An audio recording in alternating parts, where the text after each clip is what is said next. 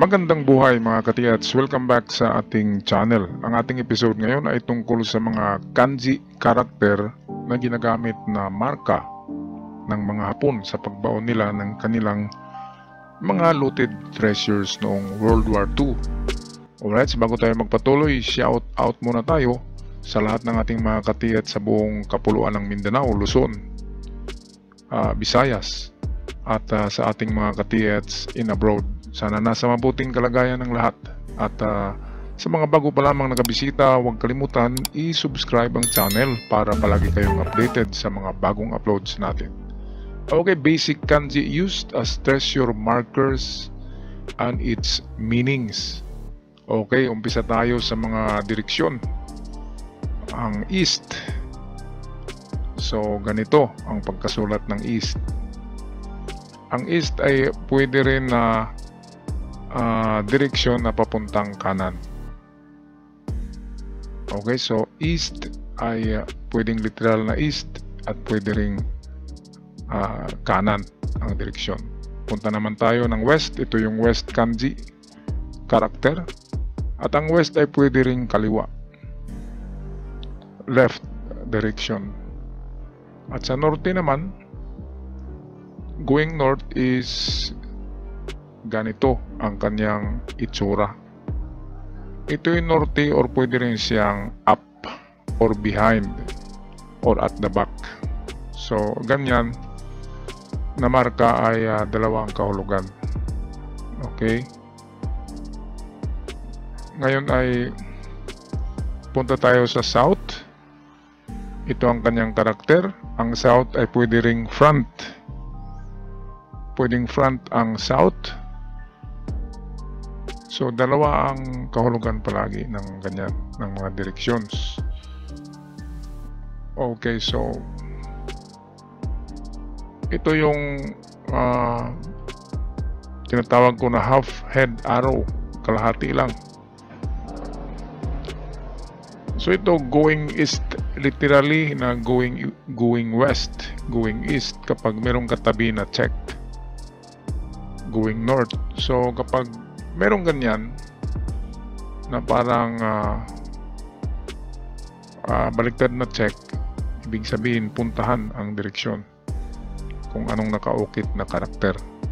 Ito naman yung entrance sign or under. Ito ang T, ginagamit ang T na literally under siya, pero pwede rin siyang center or inside. Lahat ng T ay karamihan ay under talaga siya. So katulad nito, under the rock, underground, meron ding T, pero kapag tinabihan ito ng ibang karakter ay mag-iba ang kanyang kahulugan.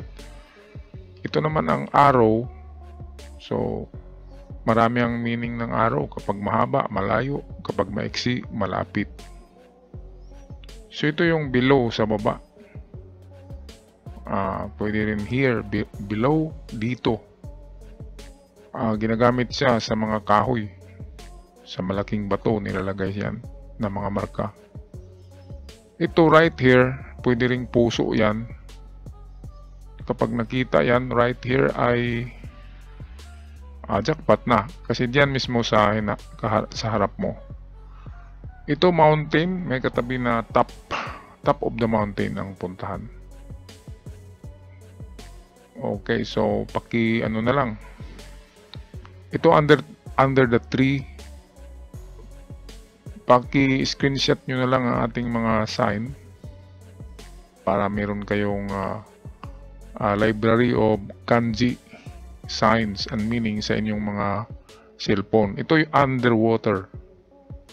underwater treasures. Ang this way naman, itong papunta, kung saan papunta, ito yan na kanji. So this way. So pwedeng arrow lang nakalagay. So this way, pwedeng kanji rin. Ito palagi natin to nakikita sa mapa. Yan o, na sign. Itong nauna. So nasa creek. Nandyan yung creek sa gitna, oh. So tulad ng ganyan na kanji, in the creek. Ito naman in the river, T at saka yung river na sign or creek sign, in the river. Kunti lang ang pagkaiba ng creek at river sa kanji, halos pareho lang ang pagkasulat. So ito, direksyon ito, literal na going uphill. Ito to right. Ito yung going kanan. Kung napansin nyo ay baliktad ang arrow, di ba? Yun ang sabi ko. Ito to left. O ganun din. To left kapag may katabi na check. Ayan yung actual na sign sa bato. To left. Itong number 5 sa Sakura Treasure Code. Ang number 5 ay nagsymbolize ng treasure ng kapatid ng emperor, si Takeda. Yung si Prince Takeda, kapag naghukay daw yun, ay kinakanta yung Sakura na kanta. Kaya yung mga litra sa Sakura ay ginagamit niya ng mga treasure marker. So ito naman, kapag nakakita kayo nito, gas, ibig sabihin poison. Ito, mga sumasabog, firearms. Pwedeng mga rifles, pwedeng mga granada. Ito na danger na ito. Kapag mayroong ganito, ay stop muna. Stop sa paghukay. Ito, bomba.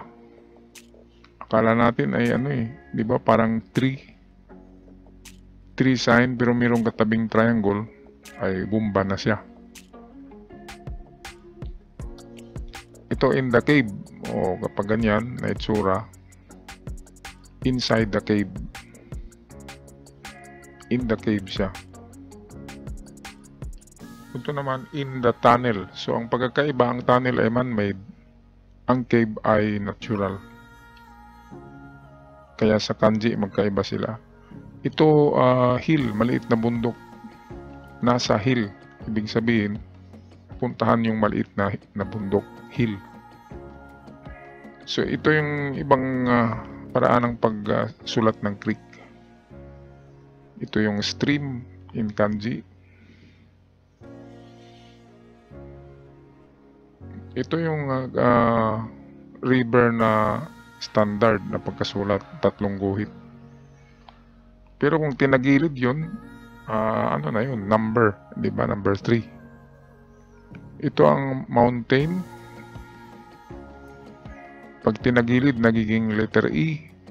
Ang E ay treasure sign din. Ito yung rock. Napansin nyo, naroon yung mountain sa tuktok ng rock na kanji. Ito yung tree. Ayan, no? So, waterfalls. Ano ng falls? Ito yung kanji ng falls. Ayan, no?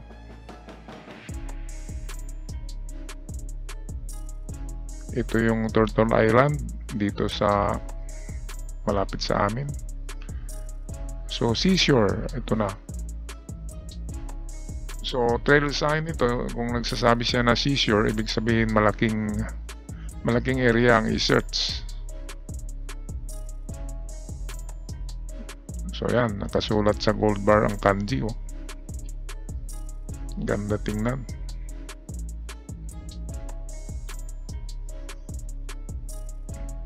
So ito'y real marker ito, padala sa atin noon. Kin.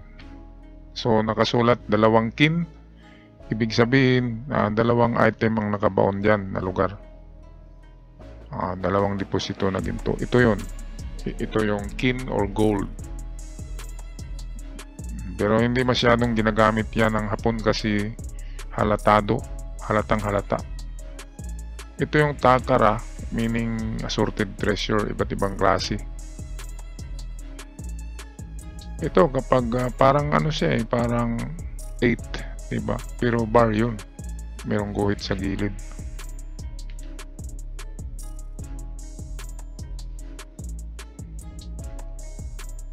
So ito yung gold kanina, that is Emperor Treasure. So kapag nakita nyo to na parang treasure sign, ay talagang Emperor Treasure yan.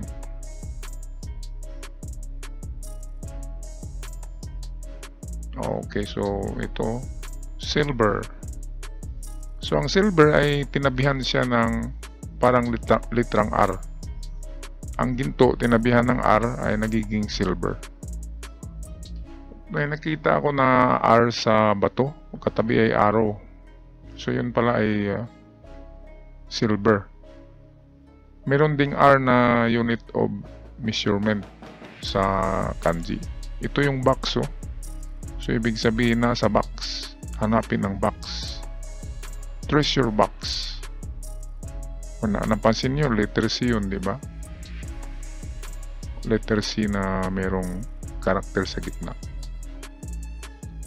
Okay, so sana ay meron akong naibahaging kunting maitulong kaalaman sa mga treasure signs and markers na Japanese or kanji. At hanggang sa muli mga katiyats, ako'y magpaalam na. Good evening at maraming salamat sa lahat.